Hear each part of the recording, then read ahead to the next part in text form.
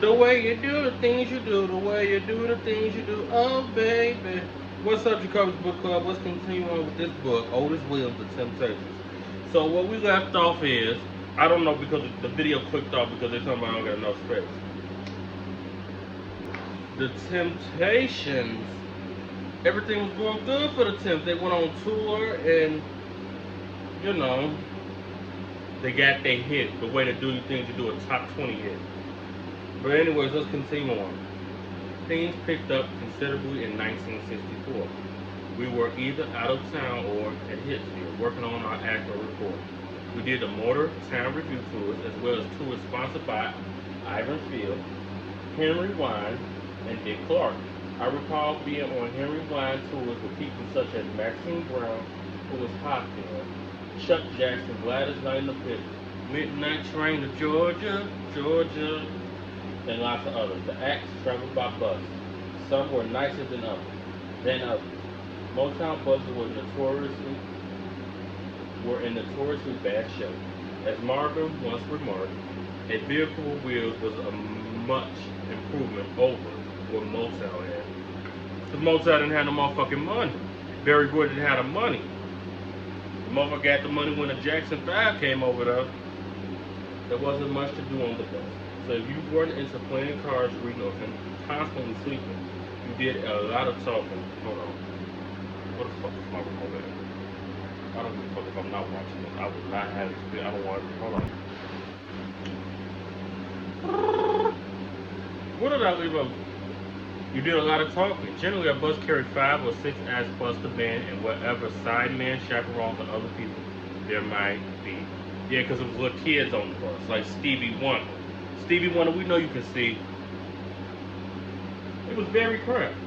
There was no such thing as personal space, so you developed another kind of camaraderie.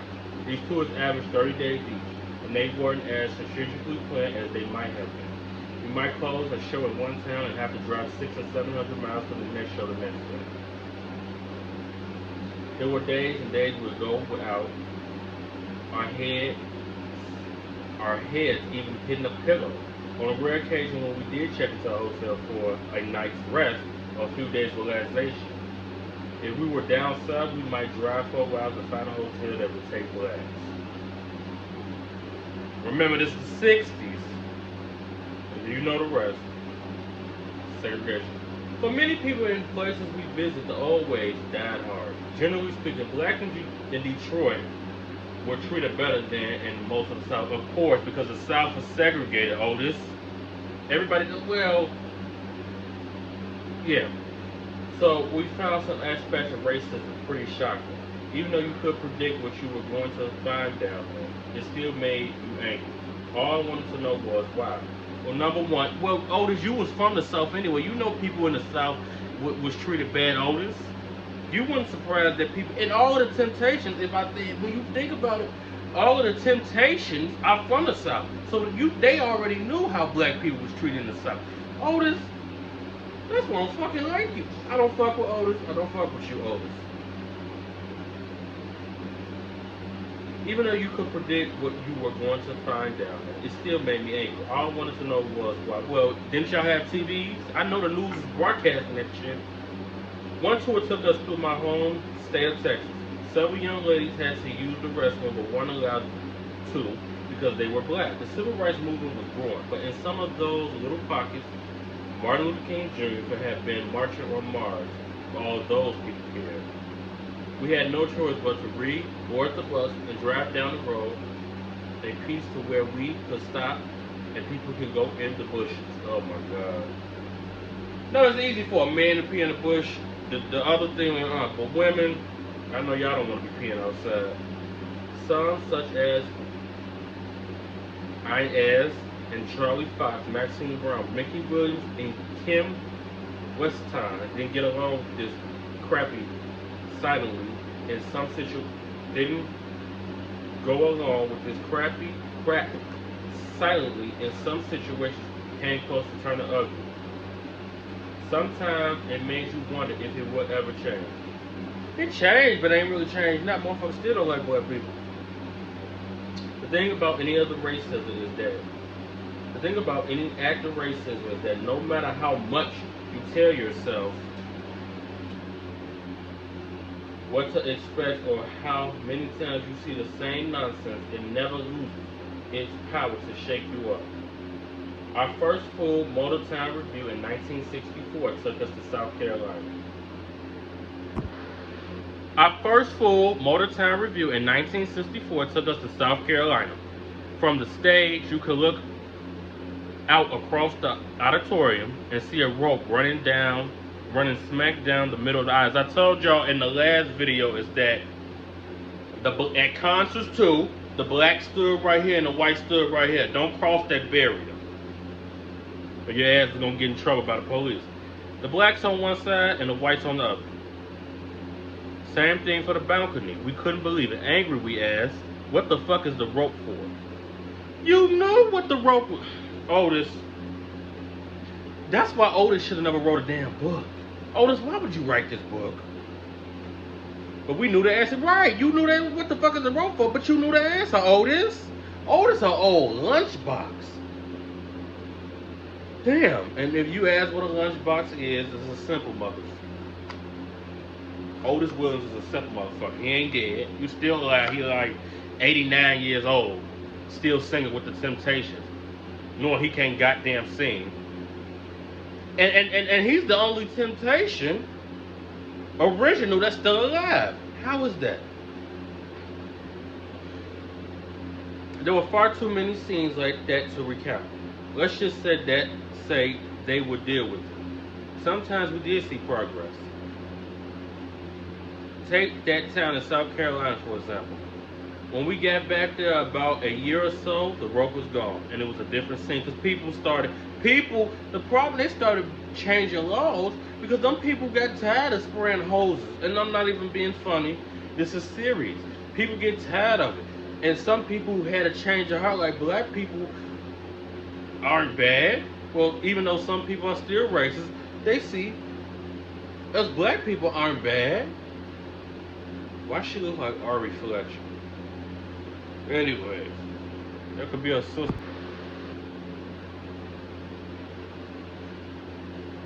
Everyone, black and white, sat together, and only a matter of months, some of those barriers fell, at least among the young people.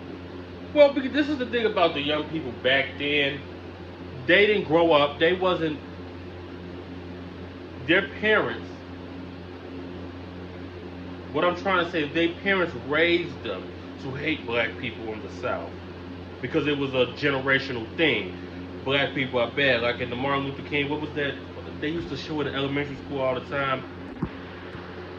When he said when Martin was playing baseball and he was like, get your ass from over there playing. The mom was like, get your ass over there for playing baseball. But people got tired of it.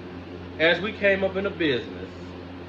Oh, this is not to say that getting blacks and whites together for a show solves any major racial. This is not to say that getting blacks and whites together for a show solves any major racial problem, but it is a step. Yeah. As we came up in the business, we shared the stage with many of our idols. One was the late Jackie Wilson. I followed his career since he was in Billy Ward and Domino's. So listen, what we're gonna do here is, and I'm just gonna say Patti LaBelle accused Jackie Wilson, and I'm not. Anyways, no. I don't want to do that to his family. If they say I don't want to do that. We were working the Regal in Chicago, and every night we watched from the wings as Jackie did the show. The Regal is on the south side of Chicago, which I found that over there on the south side, it's no longer open. They shut it down. But the Regal is where a lot of black people were played back then. Actually, fun fact, and Tyler Perry, if you see this, thank me for that. That's where Medea was born. That I found out. Medea was born here in Chicago on the south side. That's your little fun fact for today.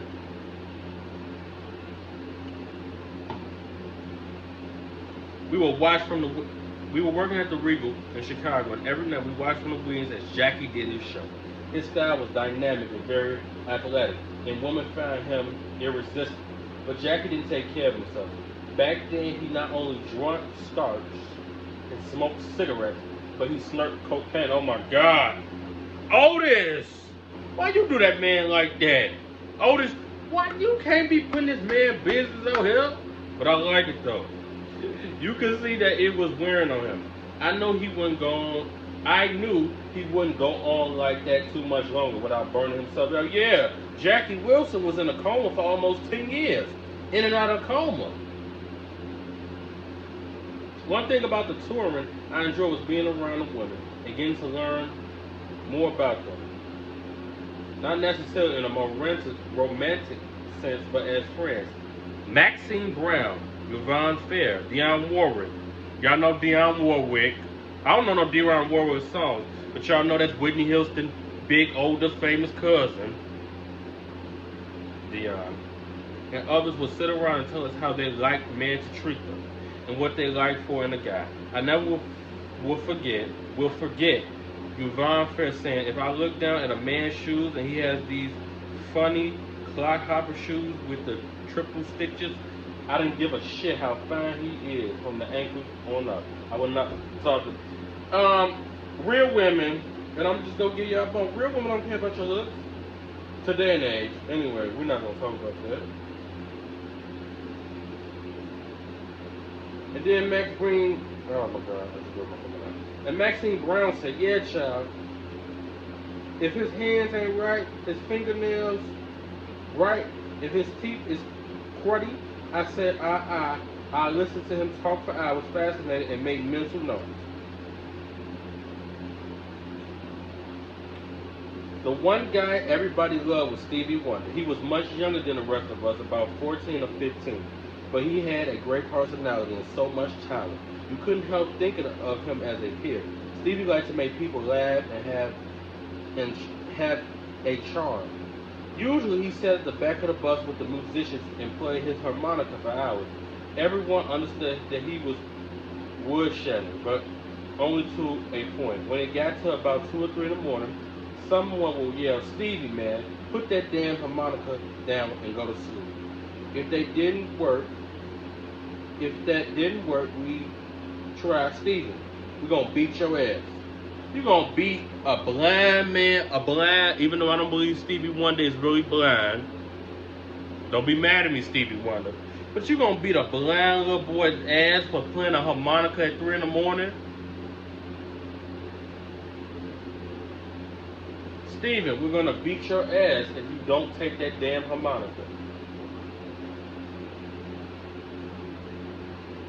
And he laughed because he knew we'd never do that. Of course. He gonna call Barry Gordy. Ring, ring, ring, Barry Gordy. They beat me up and I'm blind. Not that the thought didn't cross our minds now and then. Again, Otis, you would beat up Otis a blind. A motherfucker can't see. Even though they say Stevie Wonder can get around, they said it about Ray Charles too, that they could get around real fine and know what they were going without somebody assisting them. But you were bleeding a blind little boy that's 14 or 15 ass. Whew. The young ladies from Motown were truly ladies, but some of them found the tours a little stiffer. Motown made sure that they were heavily chaperoned. Yeah, because they don't need y'all going around there sneaking off in the bedroom at the back of the bus, nasty asses. That was probably not a bad idea, considering the fact that we guys were pretty much left to our own devices.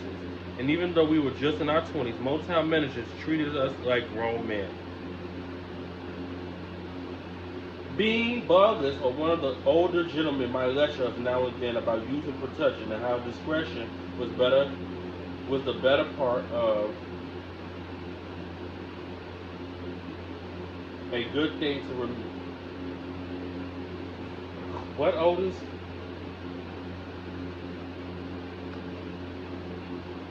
A good thing to remember down the south where white girls were actors.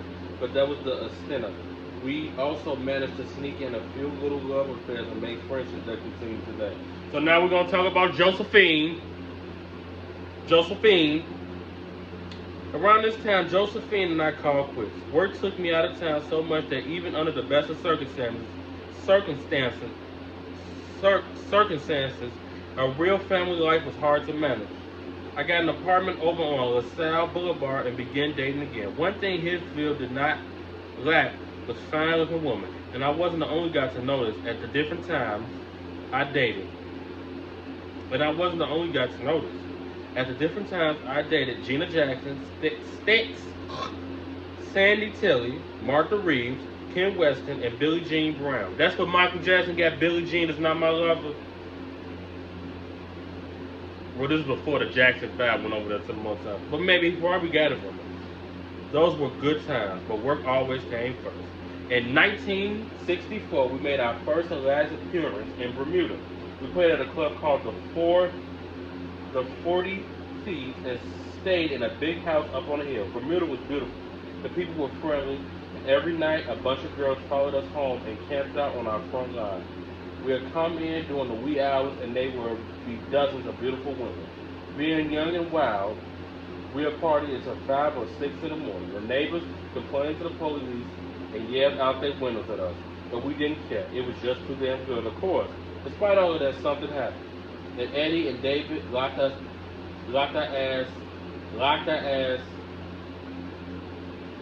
This is what he's saying. So don't say, despite all of that, something happened. I'm going to read it slow. Despite all of that, something happened. Eddie and David locked ass one night. Melvin and I shared one room. David and Eddie had another, and Paul slept by himself. Melvin was asleep, so in that big, horrendous bass snore, when suddenly, from the other room, Paul and I heard shouting.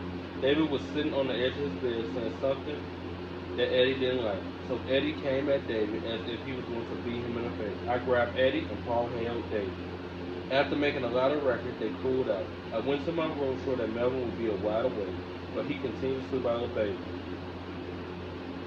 As a result of the commotion, the government of Bermuda banned us from the country, and we've never been back. Of course, they don't got time for you crazy ass niggas getting in there fighting with bricks and glass bottles and sticks. Y'all know the Temptations like to fight with objects. I don't know why.